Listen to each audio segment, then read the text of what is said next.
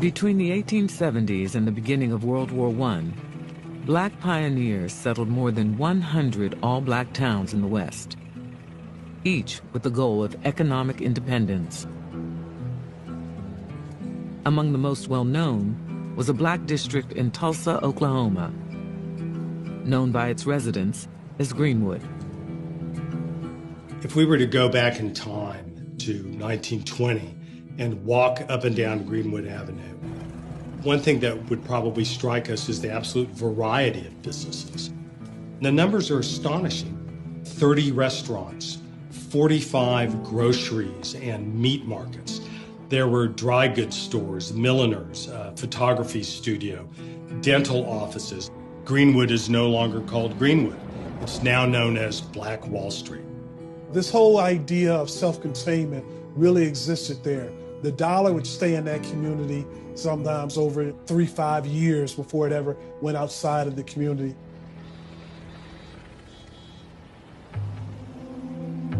In 1919, black soldiers returned from World War I with high expectations for racial progress at home.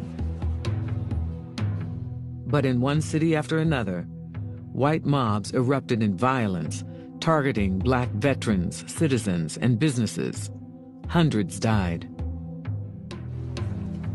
On Tulsa's Black Wall Street, African Americans, including armed veterans, watched nervously and prepared for what might come. Countering this white militancy is very much an African American spirit of we're going to defend ourselves. If the mob comes, we're not going to run. We've got our guns and we're going to protect ourselves. And that was especially important and valuable and potent in Greenwood. On May 30th, 1921, the mob came to Greenwood. This white woman is in an elevator and this black teenager allegedly whistles at her or talks to her. He is taken to jail. A mob gathers of whites and blacks, and blacks in Tulsa are armed. They take their Second Amendment rights seriously, and they come with guns. And this is a threat. Someone fires into the crowd, and the riot is born. This was not about the whistling boy in the elevator. This was about blacks becoming too economically powerful and showing that wealth in a way that anyone would by creating buildings and constructing churches and having property.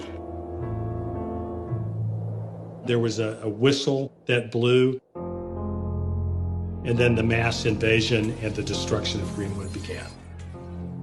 When the smoke cleared in the early morning of June 1st, 1921, Black Wall Street lay in ruins.